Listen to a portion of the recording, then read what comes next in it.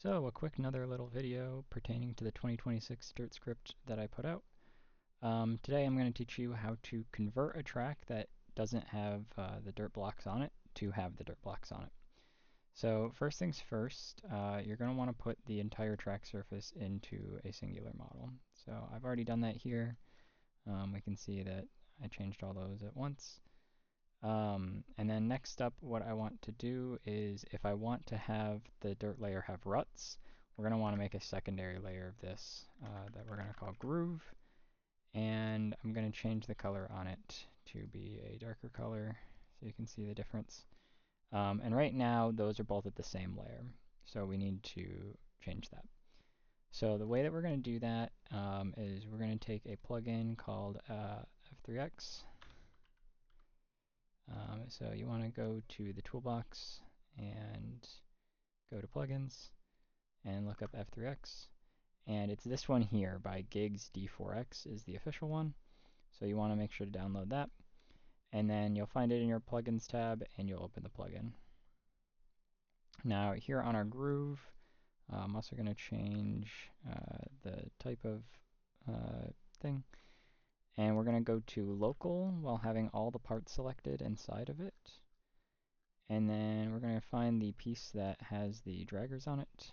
And then we're going to drag this down by the amount that we want the rut to be. So in my case, I think like a rut of 0.05 would be fine if we're doing like bigger cars like late models, street stocks, like full-size cars.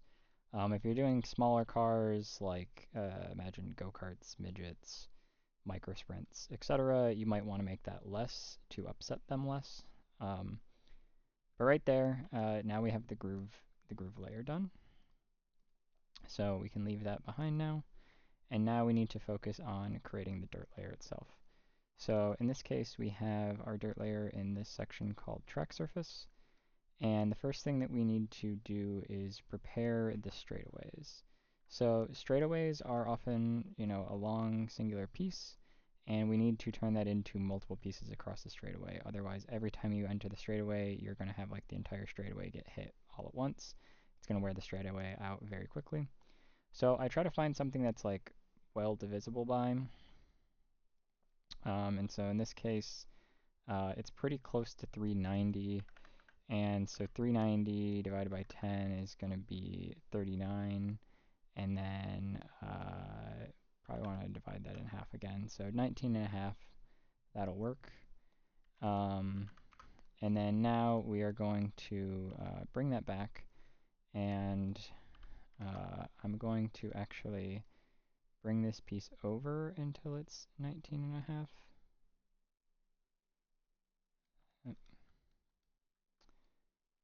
Like so. And then now we're just going to press Control D to duplicate, and we're just going to fill back in the entire straightaway with these pieces. 19 and a half is a fine size for the straightaway. And there we go. And then we would do the same thing on the other side, but you get the idea. And then now what we want to do is grab all the pieces at once, head back into F3X, and now we're going to go to the resize tool, and with normal selected, we're going to go ahead and we're going to bring this all the way up to the top edge. I like to do the top edge and then bring it down such that it goes into the infield, so you can actually see that this piece like goes through the grass. Reason for that is to not leave an edge that the cars can hook their left front tire on and kind of like slot car on it. So I like to start at the top and then work my way down to the bottom. If you had a wall here, then this part could go into the wall a little bit. In this case, this track is meant to be a very free model like Lernerville. So we have this like berm down the sides. So I want to try to get that lined up, with the berm as best I can.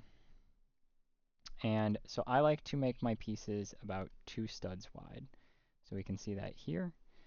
And then now that that is 2 studs wide, I'm going to call this base layer. This is just so that way if I have to redo the dirt script again for some reason, I can go back quickly to this base layer without having to like select all these pieces again.